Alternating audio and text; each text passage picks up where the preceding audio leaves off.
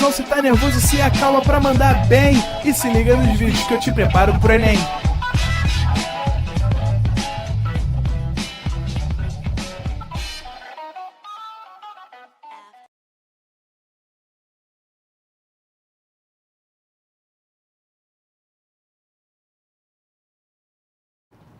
Estamos ao vivo, estamos online. Opa, voltamos. Para quem já estava aqui desde o tempinho de Bio 1, seja bem-vindo, bem-vinda de volta. Para quem tá chegando agora, vem para uma aulinha de Biologia 2. Ó, tô até com um vento no cabelo aqui, tá até charmosa, né? Comercial. O cabelo tá como assim? Depois da progressiva, meu Deus do céu. Tomara que não caia, vai dar tudo certo. Bem, antes da gente começar aqui essa aulinha de Biologia 2, a última aulinha de plantinhas, né? Porque a gente já tá acabando o ano e ainda falta reino animal, então a gente precisa abandoná-las, deixar as plantinhas para trás e seguir em frente. Queria lembrar de uma coisa super importante. Tá rolando lá na nossa plataforma uma pesquisa, tá aqui, ó, aqui, não, pra cá, aqui, ó. Queremos ouvir você. Quando você chegar lá na plataforma, você vai ver, né, esse espacinho de Queremos Ouvir Você, responda esta pesquisa. E pra gente é super importante ouvir a sua opinião. De verdade, gente, é super rápido, tá? E pra gente é muito valioso que vocês respondam, por favor, lá na plataforma. Perde aí, acaba a aula. Depois que acabar a aula, no intervalinho, não vai comer nenhum minuto no seu intervalinho, você vai lá e responde essa pesquisa pra mim.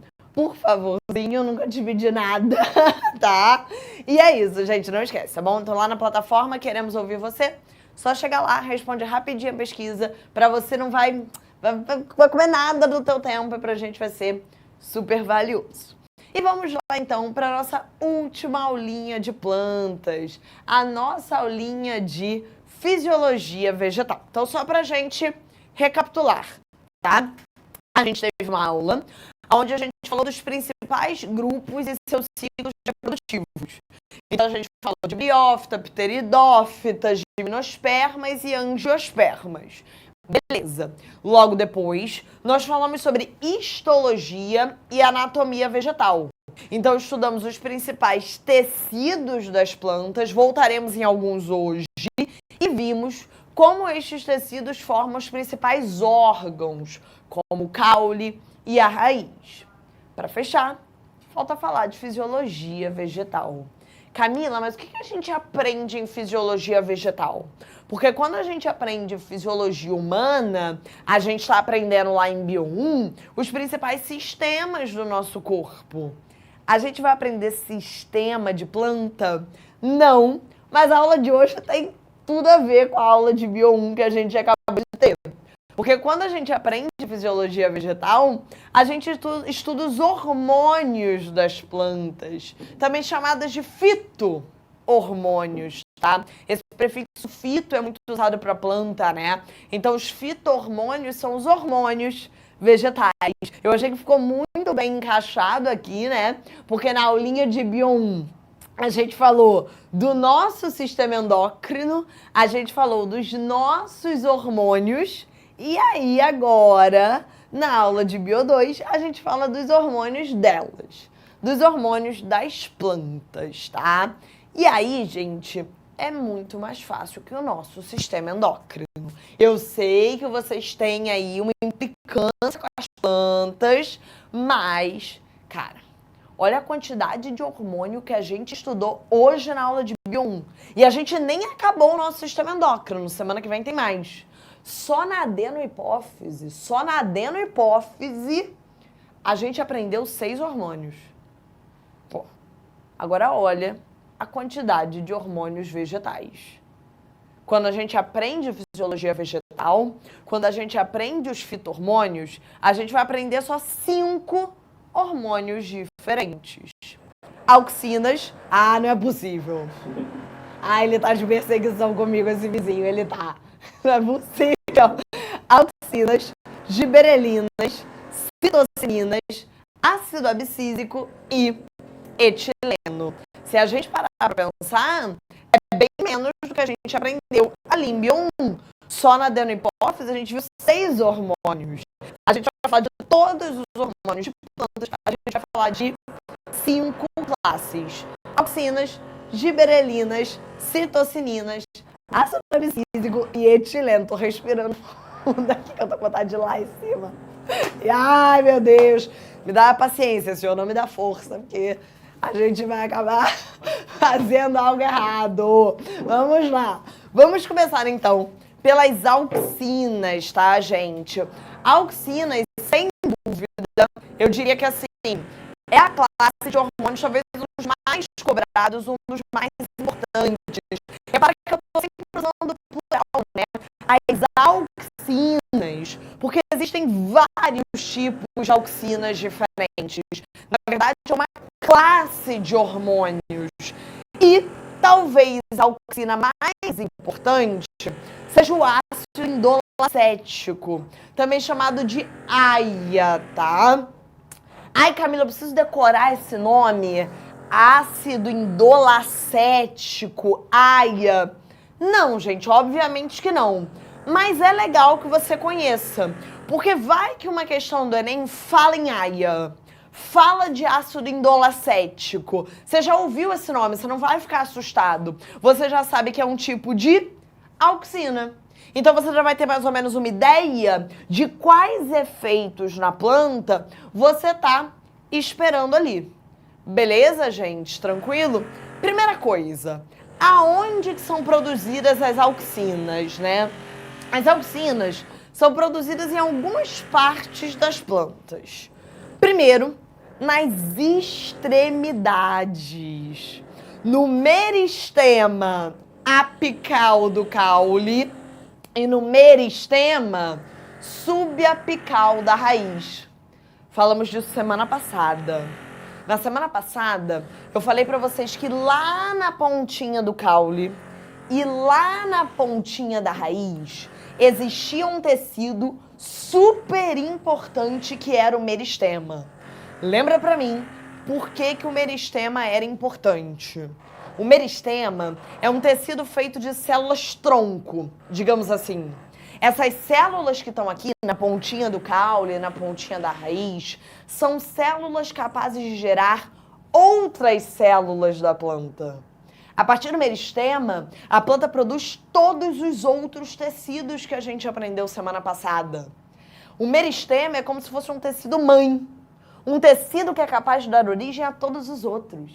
Então, a partir desse meristema da pontinha do caule, a partir desse meristema da pontinha da raiz, a planta é capaz de crescer. Essa era a primeira função que eu falei para vocês. Hoje eu tô te contando outra. Esse meristema apical do caule, esse meristema subapical da raiz, ele ainda é capaz de produzir um hormônio. Além de ser capaz de gerar todos os outros tecidos da planta, ele ainda é capaz de produzir os diferentes tipos de auxinas. As auxinas também são produzidas nas folhas jovens e nos frutos de uma planta. Beleza, Camila? E para que servem as auxinas? Para que serve o AIA? Para que servem essas várias auxinas que estão nessa classe de hormônios? A auxina, gente, é um dos hormônios que mais tem efeito. Não se assustem com ela, tá? Porque normalmente a gente fala de auxina e aí são tantos efeitos diferentes que os alunos eles já ficam assustados, né? Mas a auxina é o pior de todos. Passou de auxina, a coisa já fica bem melhor, tá? As auxinas, elas são responsáveis pelo fototropismo positivo do caule. Calma. Tropismos são os movimentos das plantas. Fototropismo é o movimento da planta em relação à luz. Por exemplo, a luz do sol. Não sei se vocês já repararam, mas as plantas elas tendem a se inclinar na direção da luz. Então, se aqui tem uma fonte de luz, a tendência da planta é se inclinar na direção da luz. É apresentar um fototropismo positivo ali do caule, tá? Quem faz isso? Quem faz a planta se inclinar na direção da luz? Quem faz o caule ter esse fototropismo positivo, se inclinar a favor da luz? são as auxinas. E o legal, gente, é que quem descobriu isso é um cara que é muito famoso para vocês. Quem descobriu esse papel da auxina, quem descobriu que a auxina, né, é responsável ali por esse fototropismo positivo, foi o Darwin, com o filho dele. Pois é, quando a gente falou de evolução, eu falei para vocês que o Darwin, ele gostava muito de botânica. Sábio, né? O Darwin gostava muito dessa parte de planta, de botânica. E junto com o filho dele, ele fez um experimento muito interessante. O que ele fez, tá? Ele pegava ali uma plantinha. Ele observava que a tendência do caule era fazer o quê? Se inclinar na direção da luz. Então você plantava lá uma plantinha. Conforme ela ia germinando, a tendência dela era se inclinar na direção da luz. Beleza. Tá. Aí o que ele fez? Bem, vamos fazer o seguinte. Vou cortar a ponta dessa planta fora. Quando ele cortava a ponta, o meristema apical, esse meristema aqui de cima do caule, a planta continuava reta. Não se inclinava mais. Aí o que ele fez? Tá bom, então vamos ver. Vamos entender. Vou tampar essa pontinha com um papel transparente. Quando ele tampava esse meristema apical com um papel transparente, a planta inclinava. Mas, se ele tampasse com papel opaco, ela seguia reta. E aí, se ele tampasse qualquer outra parte, ela inclinava também. Então, o que ele percebeu? O Darwin e o filho dele perceberam que era alguma coisa que estava aqui em cima, no meristema apical, é que percebia a luz. Tanto que quando o papel estava transparente, quando esse meristema apical recebia a luz, a planta inclinava. Mas com papel opaco, não. Então ele reparou que alguma coisa que estava aqui em cima, no meristema apical, na pontinha do caule, é que tinha que perceber essa luz, receber essa luz, para inclinar a planta a favor dela. Ou a favor da fonte luminosa. Hoje a gente sabe que essa coisa que está ali é a auxina. É a auxina que é produzida aqui na pontinha, no meristema apical, que percebe a luz. É a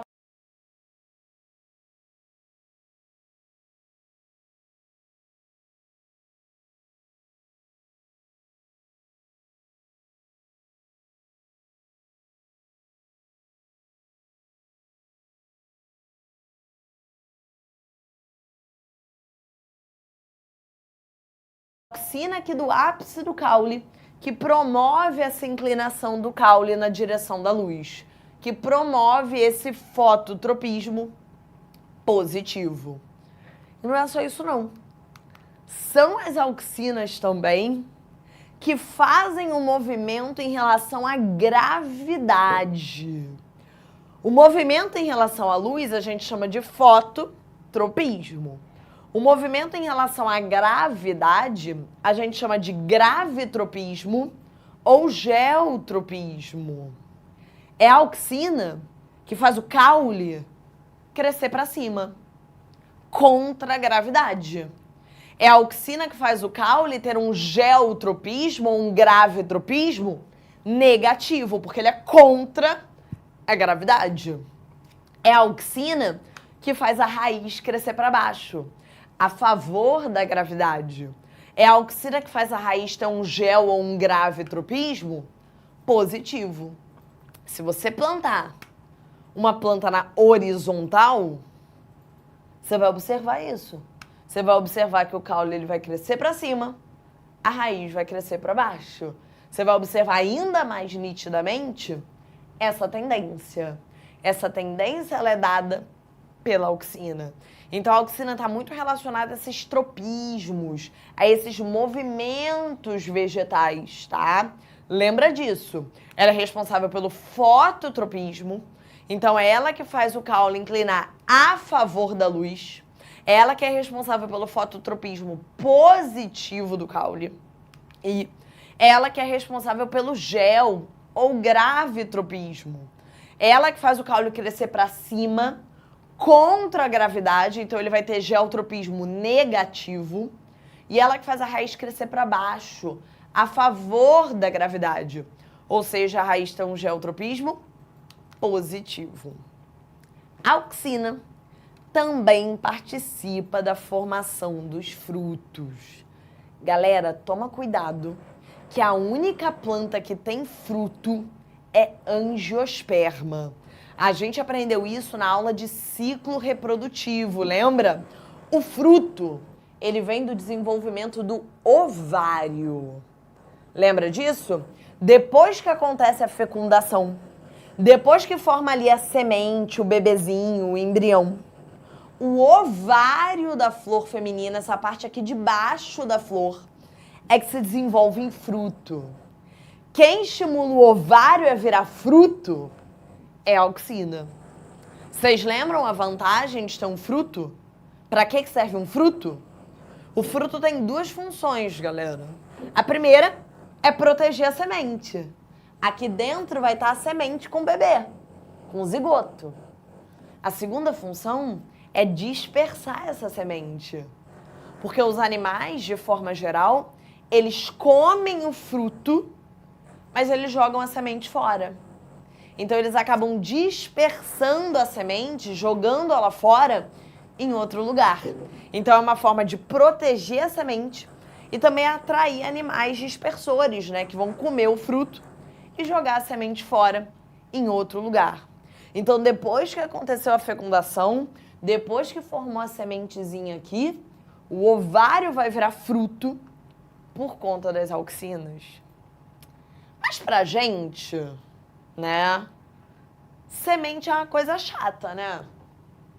Tipo assim, a gente gosta do fruto, né? Fruta é bom, a gente gosta de comer fruta. Mas semente é um saco, né? É muito melhor a gente comer um fruto sem caroço, sem semente. Vocês já pararam para pensar como é que é feito um fruto sem semente, sem caroço? Tem gente que fica, ai, será que é transgênico, não sei o que e tal. Gente, não. Transgenia é uma técnica caríssima, né? Seria super caro ficar produzindo fruto transgênico para não ter caroço, não ter semente. É bem mais fácil que isso. É só eu pegar uma flor feminina e pulverizar um pouquinho de auxina. Eu pego uma flor feminina que não tenha sido fecundada, isso é importante. Ela ainda não pode ter sido fecundada, não pode ter uma semente ali. E eu pulverizo a auxina no ovário. E aí aquele ovário vira um fruto sem semente. Esses frutos sem semente são chamados de frutos partenocárpicos. Então a auxina é o hormônio que o ser humano pode usar para produzir frutos sem semente. Fruto partenocárpico, tipo essa lindíssima melancia. Cada vez é mais comum no mercado, né, gente? Antigamente a gente só encontrava uva sem caroço. Hoje em dia já tem tudo, praticamente, sem semente, sem caroço, tá? É claro que é um pouquinho mais caro, mas se você quiser esse conforto, dá pra fazer, dá pra comprar, tá? Pra planta, gente, isso aqui não tem nenhuma vantagem. Pra planta, isso aqui não tem vantagem nenhuma. O objetivo da planta de gerar um fruto é proteger e dispersar a semente. Mas para o ser humano isso é muito vantajoso, que você come a melancia e não precisa ficar tirando o caroço, tá? Então as auxinas são muito usadas também no dia a dia ali, né, na indústria, para produzir esse tipo de fruto partenocárpico. É só você jogar a auxina em um ovário que ainda não tenha sido fecundado, ou seja, que ainda não tenha nenhuma semente ali dentro. Aquele ovário vai virar um fruto sem caroço.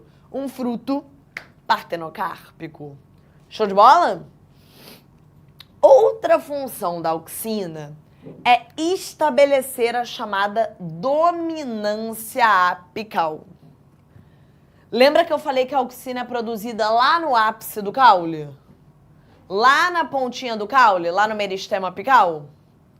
Essa auxina aqui do meristema apical, ela inibe o desenvolvimento das gemas laterais. Na prática é o seguinte, quanto mais auxina estiver sendo produzida aqui no meristema apical, lá na pontinha do caule, menos ramos essa planta vai ter. As gemas laterais não vão dar origem a esses ramos, elas vão ficar inibidas. Repara que quando eu tiro aqui o meristema apical, quando eu corto essa pontinha do caule, eu quebro essa dominância. As gemas laterais começam a se desenvolver. Aí eu pergunto para vocês, por quê? Por que eu faria isso? Por que eu cortaria esse meristema apical? Qual a vantagem de quebrar essa dominância apical? De deixar essas gemas laterais se desenvolverem, de gerar mais ramos, mais galhos naquele caule. Quanto mais galhos, mais frutos. Então, quando eu corto o meristema apical, quando eu quebro essa dominância apical, quando esses galhos começam a se desenvolver, eu vou ter mais fruto naquela planta. Ai, Camila, mas se eu não tenho meristema apical, eu não vou ter auxina. Como é que o ovário vai virar fruto? Ué, é só pulverizar a auxina ali. Não tem problema nenhum. Que nem a gente faz para gerar um fruto partenocárpico. Beleza, gente? Tranquila, a auxina? É o pior de todos os hormônios, sem dúvida, e por isso um dos que mais cai, né? Porque tem muita função. O próximo é a giberelina, produzida também nos meristemas, nos frutos e na semente. A giberelina é um hormônio que estimula o crescimento do caule da planta. Esse gráfico aqui eu peguei de um livro de biologia e eu acho ele muito bom para vocês verem isso, ó. Quanto mais giberelina a planta tem, maior fica o caule dela. Então a giberelina é o hormônio que estimula o crescimento do caule. Só toma cuidado que daqui a pouquinho eu vou falar de outro hormônio que faz o caule crescer, que é a citocinina. E tem uma diferença. A giberelina, ela não estimula a mitose. Esse crescimento do caule não é por multiplicação. Esse caule cresce porque as células crescem. Elas alongam. Vocês conseguem perceber a diferença? Não é que as células estão se multiplicando. Elas estão ficando maiores.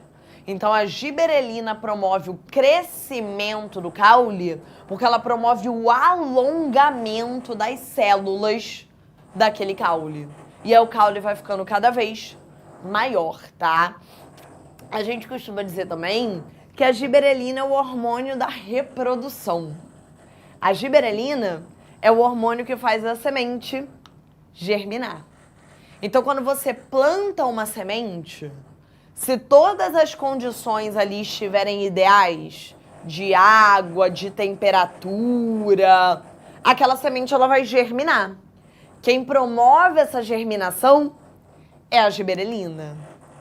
A giberelina também estimula o ovário a virar fruto.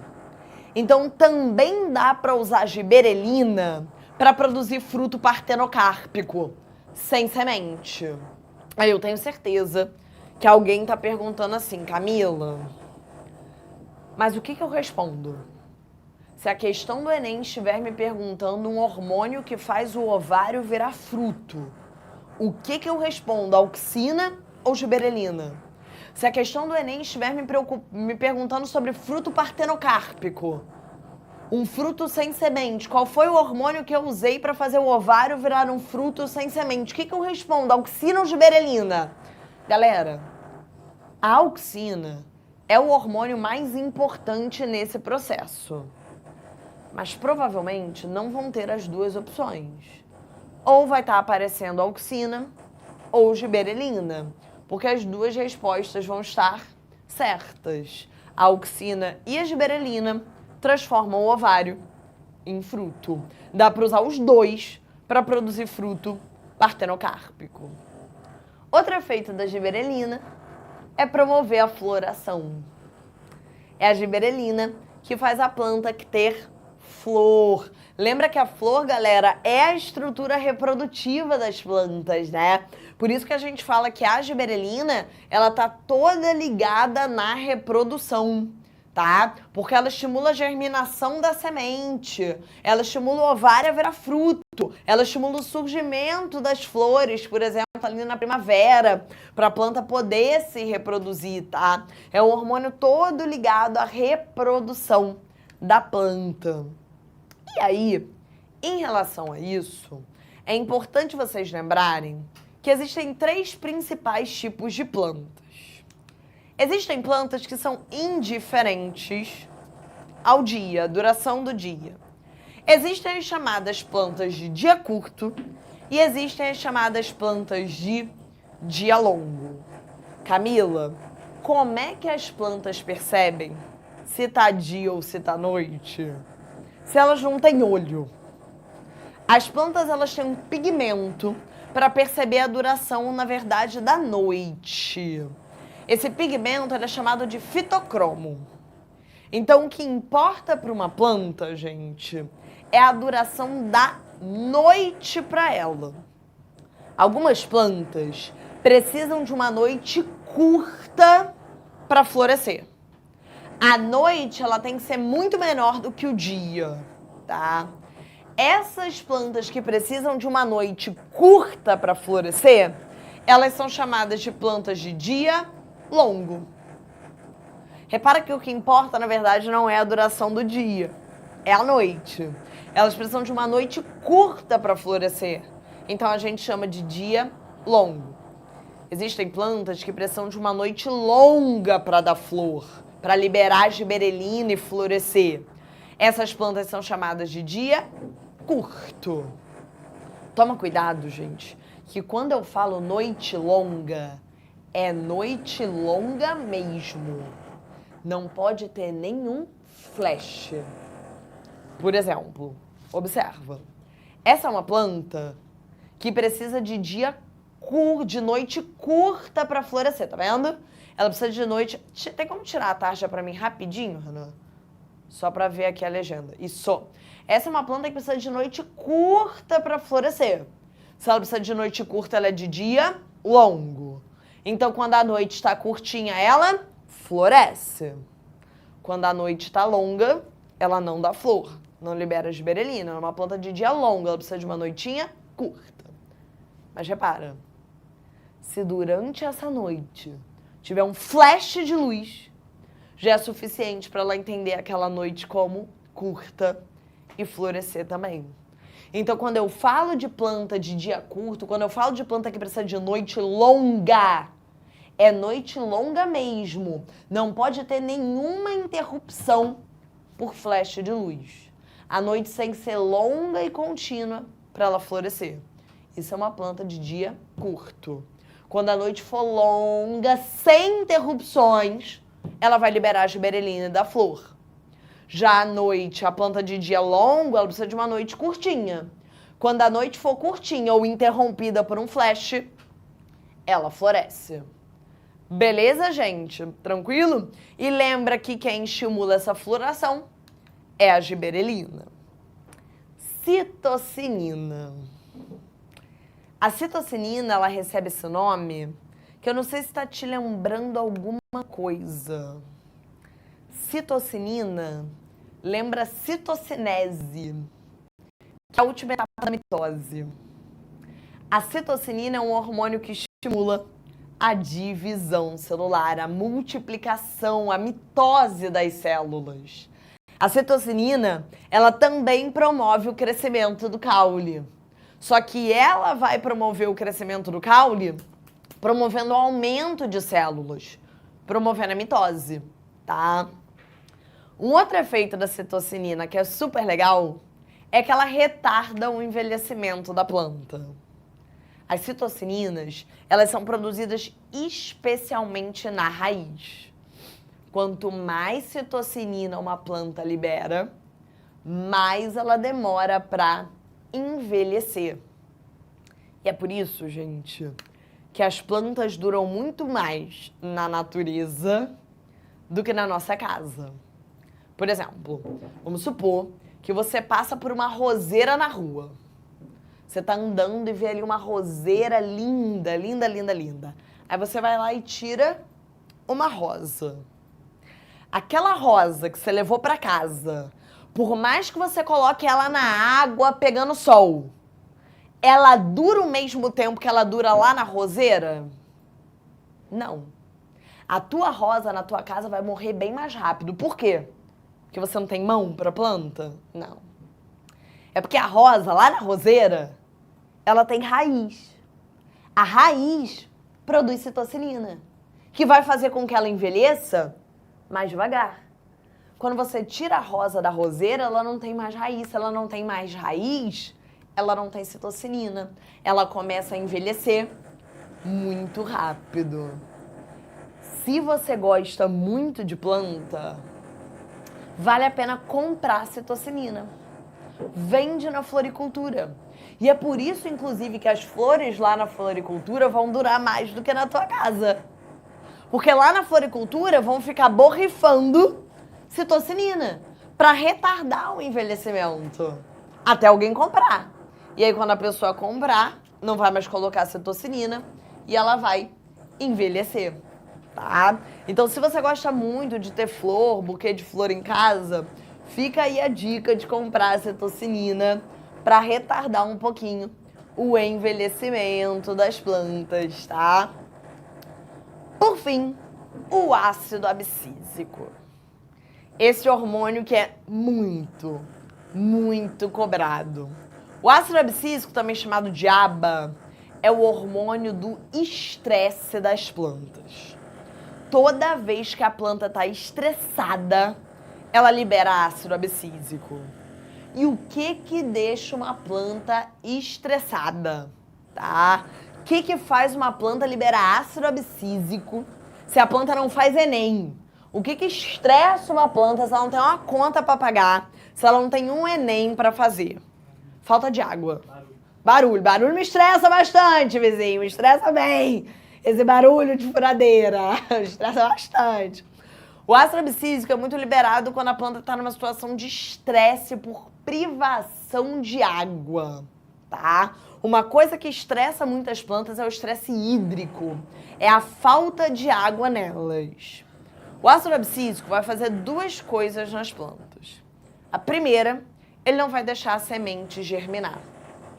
Galera, não vale a pena germinar uma semente em um local que está com falta de água.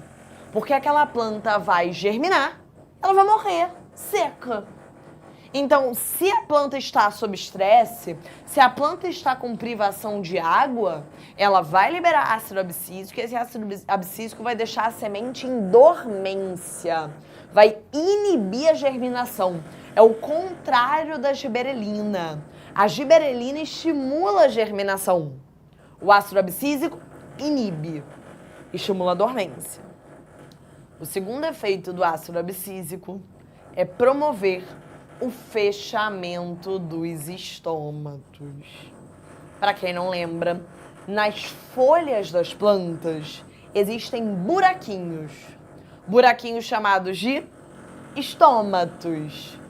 A planta abre o estômato para captar CO2. É por esse buraquinho que o gás carbônico entra. O problema é que toda vez que a planta abre o estômato para o CO2 entrar, ela perde água. Por isso que a gente já viu aqui várias vezes que as plantas transpiram pela folha. Porque quando elas abrem os estômatos para o CO2 entrar, elas perdem água pela transpiração. Se a planta já está passando por estresse, se a planta já está passando por falta de água, ela pode se dar o luxo de ficar com o estômago aberto? Ela pode se dar o luxo de suar, de transpirar? Não. Então, o ácido abscísico promove o fechamento dos estômatos para evitar essa perda de água. Qual o pior que pode aparecer para vocês? Como o ácido abscísico faz isso? Como é que ele faz o estômago fechar? como é que ele fecha esse buraco que a gente chama de ostíolo do estômago. Para fazer esse fechamento, gente, ele vai mexer com osmose, com transporte de água.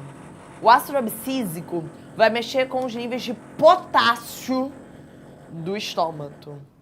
Basicamente, o que ele vai fazer é o seguinte.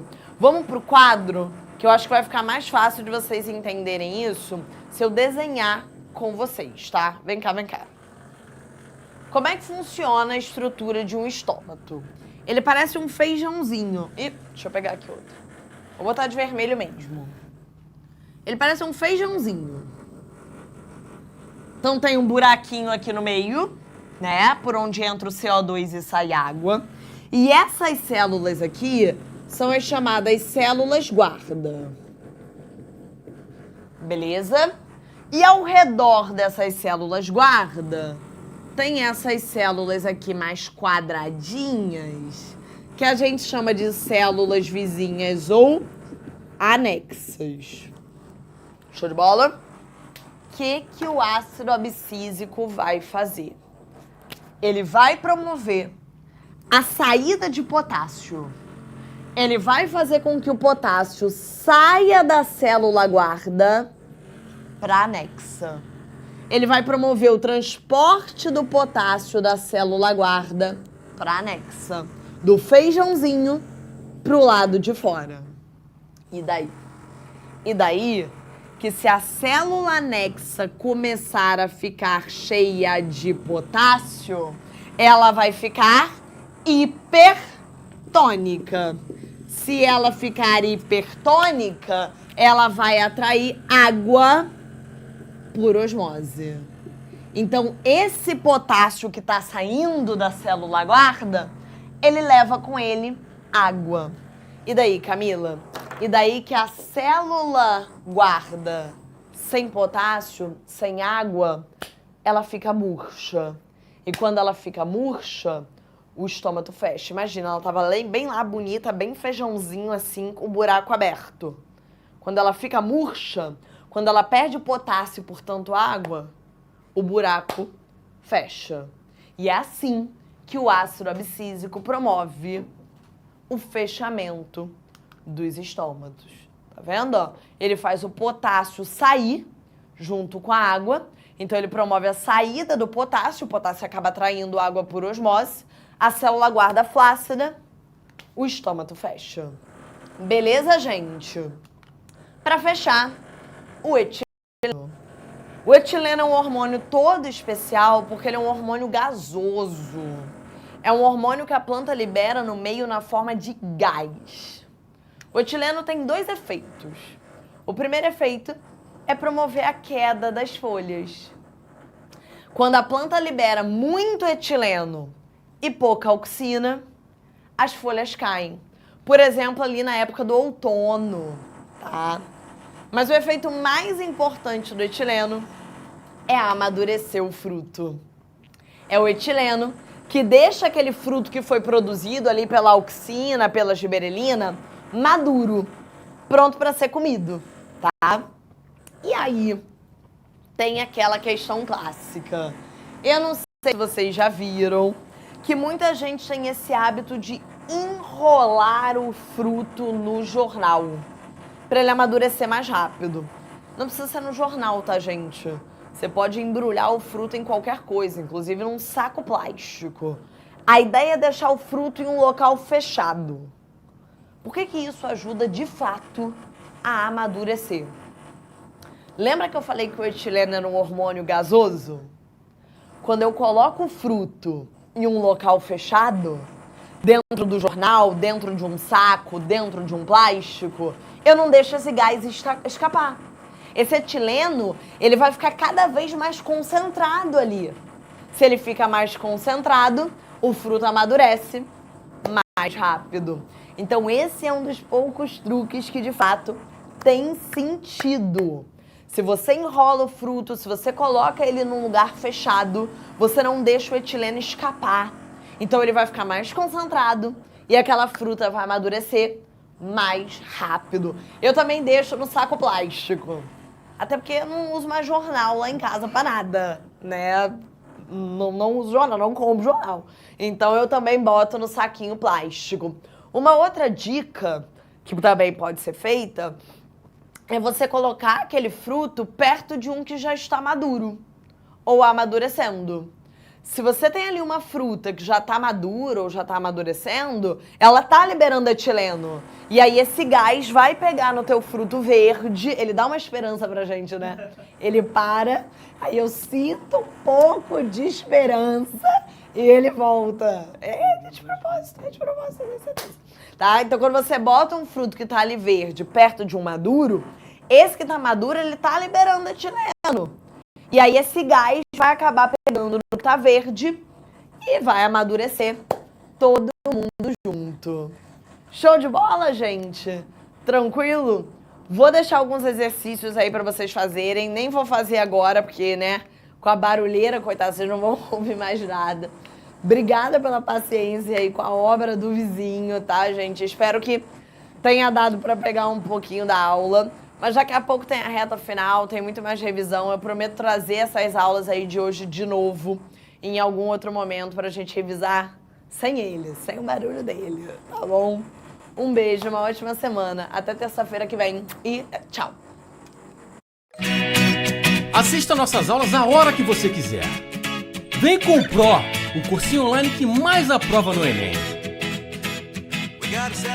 Assine em proenem.com.br.